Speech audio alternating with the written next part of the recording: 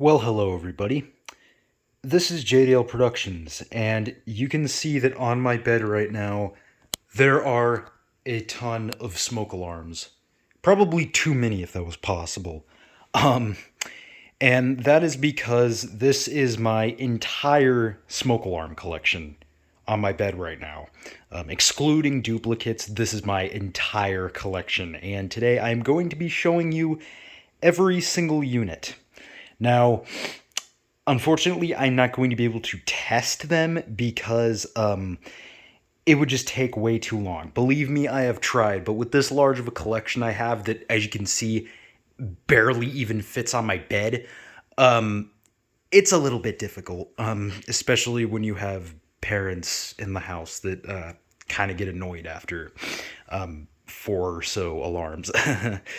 But yeah, so this is all of them. Now, yeah, like I said, this is all of them except for duplicates. And there's some that pretty much look identical to others, but they're not, which I'll get into. But the way I basically have these sorted is in the past, I've kind of had them from oldest to newest. This time I have them sorted in alphabetical order by brand, and then within each brand, they're in alphabetical order. And I pretty much have them sorted by sub-brand. Like, I don't have them sorted by, like, the actual, like, base brand. So, like, I don't have all of my BRK-based units up with BRK. They're sorted by each of the sort of sub-brands, like Sears and Wards and GE and all that. They're all sorted by those. So, yeah, let's just go ahead and get started. There really is not much else to say. So, yeah, here we go. Starting up at the top here, we have my Audiotex Gas and Smoke Sentry 30-9040. Strangely enough, one of the weirdest units of my collection. And if you watched my finds of last year video, you'll know why. Next up, we have Black & Decker. So first up, we have the SMK60M1. Then the SMK60M3, and then the SMK100 right there. Not a particularly good unit. Next up, we got one of the big boys, BRK. So, starting with, and by the way, not all these are sorted by exact date, but they're at least sorted by era. So just keep that in mind. So, first up with BRK, we got my 769 ACI. Then my 79R, then my 1200, which is basically just a 79R with an escape light. Then we got my 83R.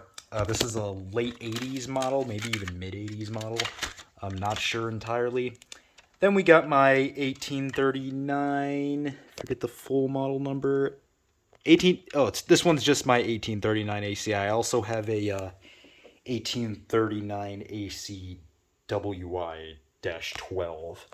But this one's just the regular 1839 ACI. Then to round out BRK, we've got my 1839i, and then my 2839i. I believe it's 2839i. I'm just making sure it's not a 2839N. Next up, we got my 86 RAC, and then finally my 4120B. Which I don't know if you've seen. I found that at a restore a couple years back. Well, I think it was just a year back, but yeah. Next up, we got my CanAm Fire Angel FA1. I don't think I made a video of this. Oh yeah, I did make a video of this one. Yeah, I forgot I made that. But yeah, that's my CanAm Fire Angel FA1. Very cool unit.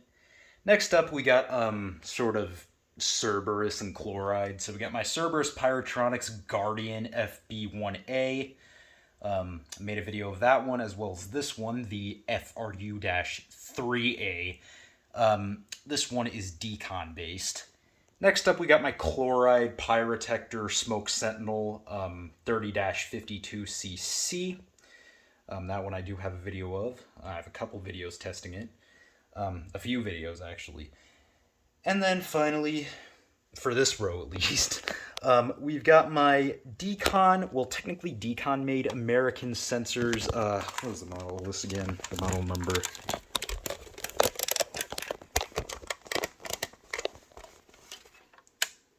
Oh, it's SA360. That's the model number. Yeah, technically Decon made. I mean, it could have gone up there with the A's, but since it's technically made by Decon, and I'm also because I forgot that this is technically American sensors. It's right here in the D's. Next up, we got pretty much the oldest unit I own. My Edwards S125. This one is both smoke and heat, of course. As you can see, the heat sensor is right there. Next up, we got Family Guard. So we got my my rare 80s FG888D with the white button and, of course, the false alarm sensor. Though this one, as you probably know, does not work, unfortunately. Then we got a 90s FG888D right there. And then we've got a boring FG200 right there.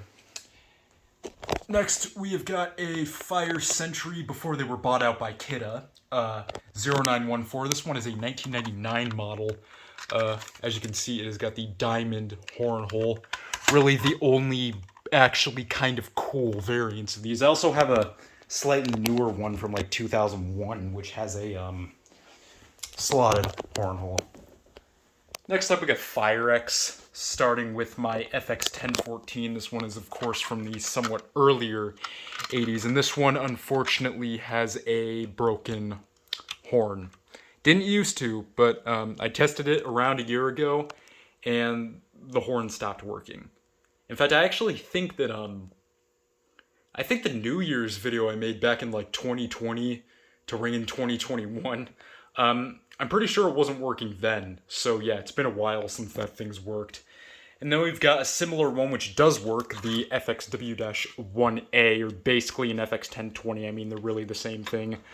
Of course, slightly newer because this one's got the dome button. Well, this one has the tiered button. And this one, if you didn't know, I found at a restore like a couple weeks back, which is kind of why I made that video of it. And then we've got, of course, FX1218, newer, battery backup, piezo. Then we've got a Firex Model A, or 461, either way. This one is from 1995. I also have a 2005 version, but I don't know what I did with it. And then we've got a ADC from 1997. And I have another one that I pulled out of my cousin's house, which is in like much worse condition. And then we've got a boring FADC. This one came out of my old house, and it's from like it's from 2007, which is when my old house was built. So yeah, that would make sense. Next up, we got another one of the big boys, First Alert. So starting with the SA76RS, this is the one that I of course got from Ben a couple of years back. I would like to find a version that's in slightly better condition because as you can see, the horn, or not the horn, the button hole socket thing, whatever the hell you want to call that, it's like really widened for some reason. I have no idea why, but it just is. I'm not sure if it came like that originally or if the old owner did something stupid to it. I have no idea, but I would like to find one that's in like slightly better condition. Also, the cover is like slightly deformed. You probably wouldn't be able to tell, but it is. So yeah. Next up, we got a first-gen SA67D with the white button. Then we've got a second-gen SA67D right there.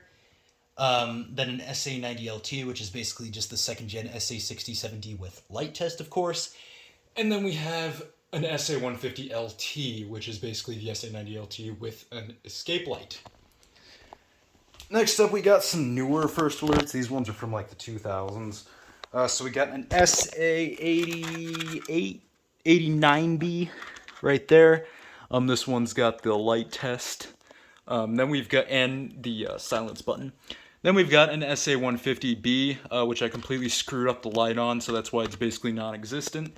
This one also has the light test, does not have a silencer. They did not make any versions of those with a silencer. Then we've got an SA130, SA301B. Dual sensor unit. Would like to find an older version of one of those. Then we've got some modern First Alerts. So first up, we've got a 7010B photoelectric AC with battery backup. I have one of these in my house as well. Then we've got an SA3 SA320. Yes, SA320 dual sensor unit. Then we've got an SA304, of course, escape light. And then we have probably the coolest modern first alert I own, the PC900V. And then I've got a P1010 Atom right there, which hangs on my ceiling up there on that little bracket. Next up, we got Firenetix, or Lifesaver, but in this case, Firenetix, because they're in the F row. So we got my first gen F900D right there. We've got my 1200, which of course you saw recently. My 0910, which is basically, as you know, just a second gen F900D with an added radio transmitter. Then we've got my 0905, which this one could have technically gone in the Fire Sentry section, since this is a Fire Sentry labeled version, but once again, kind of like with the Decon right there, or the American sensors, I kind of just forgot to put it there. Then we've got an 0906, which is basically just this with a silencer right there, and slightly more rare. Then we've got a 0908, which has got the escape light and a silencer, which is, so I mean, technically it's a 0906 with an escape light and a totally different shell. And then to round out Firenetix, we've got a 1225 right there. Next up, we got a really cool one, a First Guard FG1, which is basically just a relabeled Firex, a first gen crap, what is the model of that? FXB. I completely forgot the model for a second. Yeah, it's basically just a relabeled first gen FXB, rebranded or relabeled by First Guard. Next up, we got GE. So we got my 8202001, my 82011301, and my SMK6 right there. Classics. Would like to add more to my GE collection. Next up, we got my Gillette Captain Kelly 941, of course, classic, probably the loudest unit in my collection.